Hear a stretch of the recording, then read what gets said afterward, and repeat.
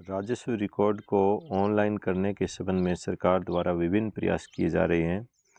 उन्हीं प्रयासों के संबंध में एक प्रयास है कि किसान स्वयं अपने जो भी डॉक्यूमेंट्स हैं, म्यूटेशन से संबंधित डॉक्यूमेंट्स हैं, उन तक पहुंच बने। तो इसके लिए आपको जो भी म्यूटेशन दर्ज करना है, इंतकाल या नामांतरण जो दर्ज करना है, वो आप ऑनलाइन कैसे दर्ज कर सकते हैं, इसके बारे में हम इस वीडियो में बता रहे हैं। तो आप घर बैठे कौन कौन से आवेदन कर सकते हैं म्यूटेशन के लिए। तो इसमें सबसे पहले आप गूगल पर लिखेंगे अपना खाता। इतना लिखने के बाद ये नीचे आएगा, पहला ऑप्शन ये है अपना खाता, इस पर क्लिक करें।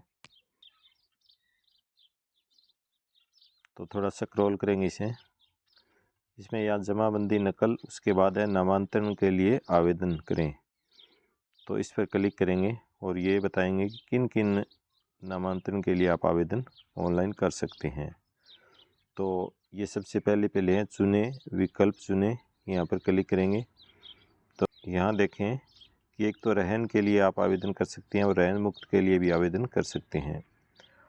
विरासत के लिए नामांतरण दर्ज करने तो आवेदन कर सकते हैं, उसी प्रकार हत्या के लिए भी कर सकते हैं। उपहार गिफ्ट के लिए भी आप आवेदन कर सकते हैं। नाबालिग से बालिग अगर हुए हैं तो उसके लिए भी आप नामांतरण दर्ज कर सकते हैं। आवंटन से संबंधित है तो भी कर सकते हैं। न्यायालय आदेश का कोई है, जैसे आपने कोई नाम दुरुस्ती करवाई है, यानी कोर्ट से जो भी है, एसडीएम कोर्ट है या सिविल कोर्ट है, तो उसका भी आप खुद यहाँ पर नामांतरण दर्ज करने के लिए आवेदन कर सकते हैं। और सहमति से खाता विभाजन अगर करवा रहे हैं तो उसका भी आप आवेदन कर सकते हैं। तो आज हम देखते हैं कि उपहार या गिफ्ट का नामांतरण कैसे दर्ज किया जाएगा। तो इस पर क्लिक करेंगे। जैसे इस पर क्लिक किया, यहाँ सिलेक्ट हो गया उपहार का नामांतरण दर्ज करने हेतु। अब यह नीचे हैं, आगे चलें। ये दर्ज करने के बाद सबसे पहले यहाँ आवेदक का नाम लिखना है।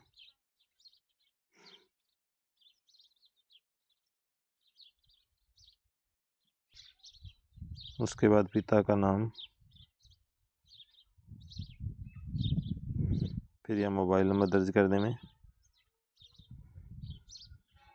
उसके बाद आप अपना एड्रेस भर दें यहाँ।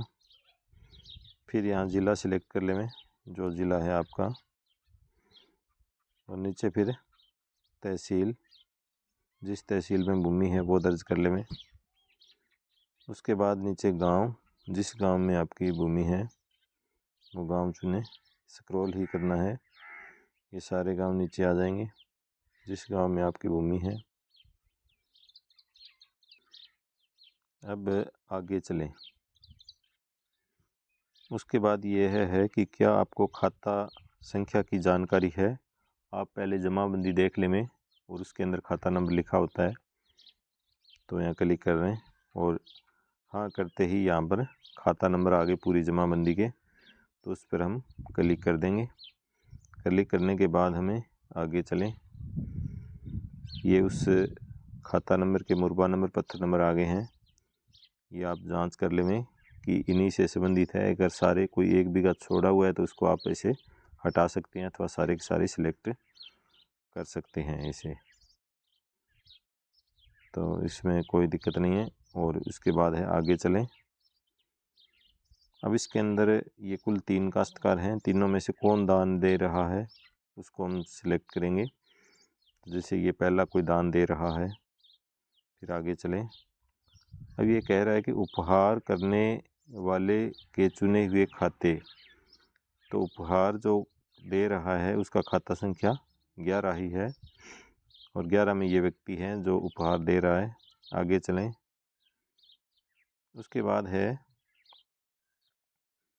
कि उपहार लेने वाले काश्तकार इन्हीं खातों में मौजूद है या नहीं। तो अगर इसी में तो हाँ कर देंगे और इसी में नहीं है तो यहाँ नहीं भरेंगे।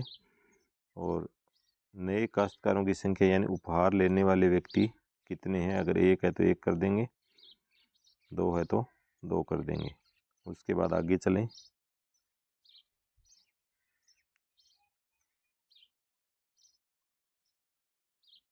अब यहाँ पर ये खाली कॉलम आ गया। यहाँ काश्तकार का नाम भरना है।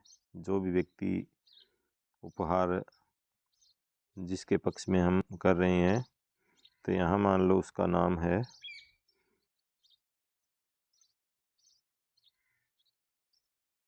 फिर उसके बाद उसके पिता का नाम या पुत्र, अगर पुत्री है तो यहाँ पुत्री सिलेक्ट कर लेंगे, अगर तो जो भी है पुत्र है तो पुत्र रहने दो। उसके बाद यहाँ नाम पिता का नाम आ गया। अब पति का नाम यदि कोई है तो उसमें भी भर सकते हैं। अगर नाबालिग है तो इसको क्लिक करेंगे और इनको कुछ नहीं करना है। जाति सिलेक्ट करेंगे यहाँ पर। अगर जाति जनरल है तो जनरल रहने दें, SC ST है तो SC ST यहाँ पर। अब जाति जो भी उनकी है वो हम यहाँ से सिलेक्ट कर लेंगे।